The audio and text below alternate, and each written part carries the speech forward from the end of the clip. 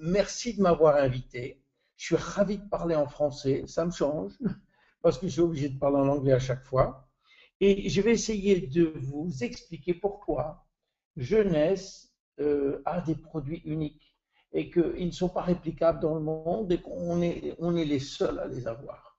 Alors, d'abord, c'est quoi Jeunesse? Quand les gens vous demandent euh, c'est qui Jeunesse? On n'est pas des vendeurs de compléments alimentaires, on n'est pas des vendeurs de soins cosmétiques, on n'est pas des vendeurs d'anti-âge. On est ce qu'on appelle des gens qui vont promouvoir Generation Young. Alors, il faut bien dire ça, c'est un mot anglais, Generation Young, et c'est un peu l'envers de Young Generation, c'est-à-dire la jeune génération. Que je vous explique un petit peu ce que ça veut dire. Aujourd'hui, la plupart du temps, quand on parle d'âge chronologique. Autrement dit, on arrive à un milieu de la vie où on passe brutalement de l'état d'adulte à l'état de senior. On les appelle aux États-Unis les 50 plus. Et ça, c'est une idée qui devient obsolète aujourd'hui. Elle devient obsolète parce qu'aujourd'hui, on parle d'âge biologique, d'âge cellulaire, et c'est à l'intérieur de la cellule qu'on va déterminer l'âge que nous avons. Donc il n'y a plus cette espèce de hiatus, cette espèce de séparation brutale entre les adultes et les seniors, mais quelque chose de beaucoup plus subtil qui va faire rentrer des critères dont on va voir un petit peu les différents éléments. Et c'est de ça que nous, on veut parler chez Jeunesse. Alors, aussi l'avantage, c'est qu'on a une société qui s'appelle Jeunesse, qui a donc un nom français, alors que la société est purement américaine et que les fondateurs ne parlent pas un seul mot de français. Bon, c'est ça le paradoxe avec Jeunesse, et on en a beaucoup d'autres de paradoxes. Donc, on va parler d'âge biologique, on va parler de Generation Young, et c'est ça Jeunesse. Pour comprendre de quoi on parle, il faut d'abord comprendre pourquoi on vieillit. Quels sont les critères qui font qu'on vieillit, entre parenthèses, inexorablement, mais plus pour longtemps inexorablement. Alors on vieillit en général pour trois raisons qui toutes se trouvent à l'intérieur de notre noyau. Il y a trois causes majeures de vieillissement. La première, c'est au niveau de l'ADN, des dommages que peut subir l'ADN tous les jours. Pour vous donner une idée, notre ADN subit 1 million de dégâts par jour. 1 million de dégâts par jour. Néanmoins, notre système est tellement perfectionné que ce million de dégâts est immédiatement réparé dans la seconde qui suit. Et c'est très bien. Heureusement, parce que sinon on ne vivrait pas 3 secondes. Mais alors, pourquoi on vieillit? Eh bien parce qu'à un moment donné, les réparations ne se font pas aussi vite que les dégâts. Alors il y a une espèce de dette qui s'affiche, on attend, on est sur la liste d'attente des réparations. Le problème, c'est que nos cellules, elles se divisent tous les jours des centaines de milliers de fois. Et à chaque fois qu'une cellule se divise, l'ADN se divise aussi. Mais l'ADN en lui-même étant un petit peu lésé, les codes génétiques qui vont être dupliqués ne vont pas être aussi bons que les codes originels. Et quand les codes génétiques ne sont pas bons, qu'est-ce qui se passe? Eh bien, les protéines qui sont fabriquées, qui sont la mesure ultime ou l'objectif ultime de l'ADN, eh bien, sont pas bonnes. Et quand les protéines ne sont pas bonnes, c'est soit la maladie, soit le vieillissement. Et ça, c'est un problème majeur, les dégâts de l'ADN et la vitesse de réparation. Le deuxième problème qu'on a, c'est toujours au niveau de l'ADN, c'est au niveau du bout des chromosomes. Les chromosomes sont protégés par une espèce de bout de lacet qu'on appelle les télomères. Ces bouts de lacet protègent nos chromosomes de toute effraction, de toute attaque. Néanmoins, on sait qu'à chaque duplication, pardon, à chaque division cellulaire, on perd un petit bout de ces télomères. Et au bout de 50 divisions, eh bien, il n'y a plus de protection.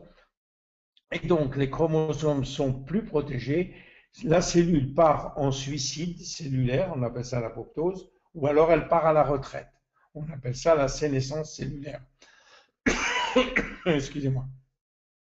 Et donc, ça, c'est une des raisons fatalistes, entre guillemets, du vieillissement, parce que les cellules s'arrêtent de fonctionner toutes les 50 divisions. Et la troisième raison, qui est une raison majeure, c'est notre pool, notre stock de cellules souches. Vous savez que nous avons dans le corps un certain nombre de cellules souches qui sont très utiles parce que ces cellules-là, elles sont prêtes à remplacer n'importe quelle cellule du corps. Or, vous savez que chaque jour, on perd des centaines et des centaines de milliers de cellules et qu'il faut les remplacer. Quand il faut les remplacer, on n'a qu'une chose, les cellules souches. Or, ces cellules souches, elles ont aussi des chromosomes. Elles ont aussi un ADN. Ce qui fait qu'elles vont vieillir comme les autres et il faut absolument garder le pool, le stock de nos cellules souches absolument intact. Voilà 3 raisons de vieillir. C'est les 3 raisons majeures. C'est les 3 raisons acceptées par toute la communauté scientifique. Alors, qu'est-ce qu'on peut faire pour, à notre niveau, au niveau de jeunesse, qu'est-ce qu'on peut faire? Ben, nous avons créé 3 solutions pour vous aider. Évidemment, ce ne sont pas des solutions purement médicales, ce n'est pas des procédures médicales, parce que si c'était des procédures médicales qui seraient efficaces à 100%, jeunesse aurait eu 3 prix Nobel. Néanmoins, avec ce qu'on va vous donner, ça peut vous aider terriblement. La première, c'est comment aider à réparer les dégâts subis par l'ADN. Eh bien, on a un produit qui s'appelle réserve. Ce produit, il s'appelle réserve parce que dans le mot réserve, en fait, c'est l'abréviation de resveratrol. Et je vais vous indiquer pourquoi resveratrol est bon. Je vous signale au départ, comme je vous l'ai dit, qu'on va se concentrer sur la réparation de l'ADN et non pas sur les dégâts. Les dégâts, ils sont beaucoup trop larges, beaucoup trop mondiaux, beaucoup trop environnementaux pour qu'on s'attaque à eux. On préfère attaquer la réparation et pouvoir réparer aussi vite que les dégâts se font. Alors, il y a une histoire, c'est ce qu'on appelle le secret du resveratrol, qui est assez intéressant et qu'on a utilisé pour notre produit réserve. Ce qu'il faut savoir, c'est qu'il y a une théorie qui a été prouvée partout, qui s'appelle la théorie de la restriction calorique. Ce qui veut dire quoi? Qui veut dire que si on mange moins, on reste en vie plus longtemps. On vit plus longtemps. Autrement dit, si on mange 40% de calories en moins tous les jours, évidemment en gardant les proportions d'acides aminés, d'acides gras essentiels et de protéines qu'il faut, eh bien, on va vivre 30% de plus. Et ça, c'est une théorie qui a été prouvée sur des millions de souris. Mais aussi, elle est applicable à l'être humain. Parce qu'en fait, on trouve ce type de population dans beaucoup d'îles dans le monde, notamment au Japon, à Okinawa, en Italie, en Sardaigne, dans des îles grecques, en Californie. On trouve des centenaires et comme par hasard, quand on interroge ces centenaires, on s'aperçoit qu'ils mangent 40 à 45% de moins que la population normale. Entre autres, parce qu'ils prennent des oméga 3, ils prennent aussi beaucoup d'autres choses. Donc, il est certain que la restriction calorique entraîne une augmentation de la longévité. Le problème, c'est pourquoi. Pourquoi la restriction calorique augmente cette longévité? Eh bien, il faut savoir que notre système de vie, la nature, a donné la priorité à la survie de l'espèce. Ça veut dire quoi, ça? Ça veut dire que tant qu'on va bien, on a des gènes qui dorment et qui ne se réveillent pas, ce qu'on appelle des gènes de survie, des gènes qui sont dans notre cerveau reptilien.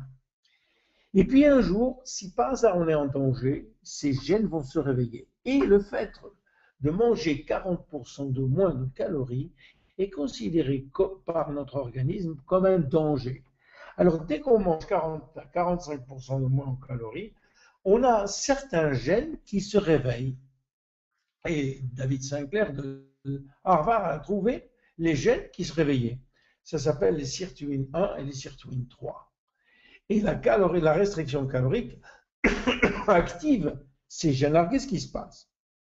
Dès que les gènes sont activés, ils vont booster toutes nos fonctions importantes, le cœur, la circulation, les reins, les poumons et surtout le système immunitaire. Donc, ces gènes, en se réveillant, brutalement, elles dormaient, hein, ces gènes étaient endormis, donc ils ne travaillaient pas. On les a dans toutes nos cellules, mais elles dorment. Et tout d'un coup, elles se réveillent et elles font ça.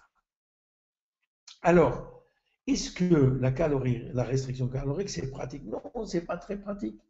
Parce que la plupart des gens vont refuser de faire ce genre d'exercice tous les jours. Alors, des scientifiques se sont dit, est-ce que c'est possible de trouver quelque chose qui puisse avoir l'air d'être une restriction calorique, mais qui en fait l'est pas. On appelle ça faire une mimique de la restriction calorique. Et on a trouvé que les polyphénols du vin rouge, et notamment un des ingrédients, un des polyphénols, le resveratrol, eh bien, il avait comme propriété d'activer les sirtuines 1 et 3. Et ça a été une découverte majeure qui a entraîné des milliers et des milliers de publications sur le resveratrol et sur ses qualités de booster et de régénération. Et c'est ce qu'on a fait, on a utilisé le resveratrol dans nos produits, pas seulement que le resveratrol, et on a eu des résultats magnifiques avec ce produit qui s'appelle Réserve. Parce que ce produit-là, il se conduit comme un antioxydant, et un antioxydant, vous savez, l'oxydation est l'attaque principale de l'ADN. Donc, on va réparer l'ADN le plus vite possible. Mais non seulement ça, on va avoir des effets satellites magnifiques en améliorant notre mémoire, en réduisant nos cellules graisseuses, en boostant l'énergie et l'endurance dans les muscles, dans les cellules musculaires, en améliorant notre force musculaire, en diminuant de façon magnifique et spectaculaire la fatigue, en améliorant la coordination de nos muscles et évidemment en améliorant notre longévité. Donc Réserve est un premier produit qui correspond à la première étape des dégâts qui sont liés au vieillissement, c'est-à-dire les dégâts de l'ADN. Réserve, resveratrol, rappelez-vous des points clés. Le deuxième point, c'était si vous voulez, le raccourcissement des télomères. Et là, on a un produit unique, on est les seuls à l'avoir, en tout cas dans le marché de la vente directe, parce que ce produit-là a un ingrédient très spécial qu'on appelle le TA65, le produit Finity, a ce qu'on appelle un activateur de la télomérase. Je vous avais dit tout à l'heure que les télomères raccourcissaient de façon inéluctable et que toutes les 50 divisions, il n'y avait plus de cellules. C'est vrai pour toutes les cellules de notre corps, sauf pour certaines cellules, là je vous explique, sauf pour certaines cellules qui sont qu'on appelle les cellules germinales, grosso modo les spermatozoïdes et les ovaires. Le professeur Blackburn s'est aperçu que dans ces cellules germinales, eh bien les télomères étaient toujours à leur maximum. Et c'est compréhensible, parce que supposons qu'un homme de 70 ans épouse une femme de 48 ans et fasse un bébé, s'ils ont chacun des télomères très courts dans leur spermatozoïde, le petit bébé qui va arriver, il va avoir 70 ans avant même d'être mis au monde, parce qu'il va avoir des télomères tellement courts au départ qu'il s'en sortira jamais. Donc la nature fait bien les choses. Dans les cellules germinales, les télomères ne sont jamais raccourcis. Et elle s'est demandé pourquoi. Et elle a trouvé pourquoi. Elle a trouvé qu'on avait une enzyme qu'on appelle la télomérase, qu'elle a appelée elle la télomérase, qui existe d'ailleurs dans toutes les cellules du corps, mais qui est activée uniquement dans les cellules germinales, et qui a pour but eh bien, de augmenter les télomères à chaque fois qu'ils raccourcissent. Vous voyez, comme ça. Dès qu'on a une télomérase, eh bien, les télomères grandissent. Et on a prouvé que remettre les télomères à une bonne longueur était, en fait, on rajeunissait au sens littéral du terme. Donc la télomérase, et il y a eu des centaines d'études là-dessus, sur le TA65. Voilà ce qu'elle fait. Dès qu'on prend la télomérase, nos télomères augmentent. Voilà. Et voilà un dessin qui va vous le montrer encore mieux.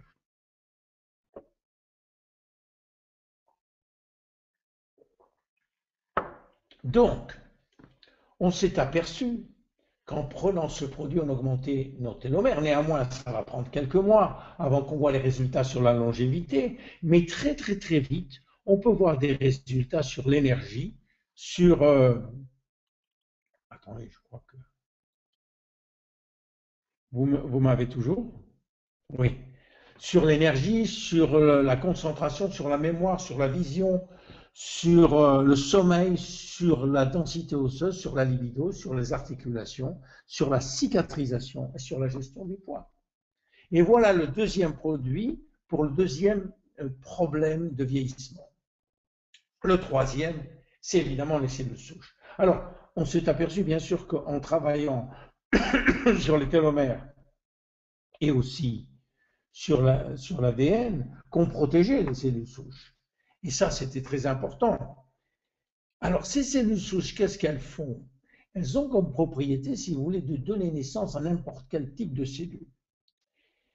Et c'est pour ça qu'elles sont très importantes. Mais on a voulu faire quelque chose de plus, on a voulu s'intéresser à la partie la plus visible du vieillissement. Et quelle est la partie la plus visible du vieillissement dans le corps humain, surtout chez les femmes, mais les hommes aussi, bien sûr, c'est le visage.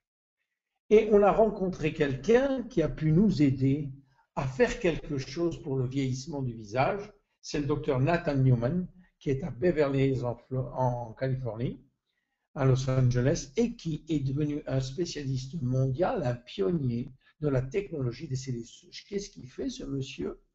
Eh bien, c'est un chirurgien plastique qui fait beaucoup de lipoaspiration, qui extrait les cellules graisseuses et qui réinjecte une partie il enlève la graisse, il y a beaucoup de cellules souches dans les cellules graisseuses et qui la réinjecte sur le visage des patients. Alors, c'est une procédure médicale, bien sûr, mais il a créé pour nous une procédure qu'on met sur la peau. Je vais vous expliquer comment.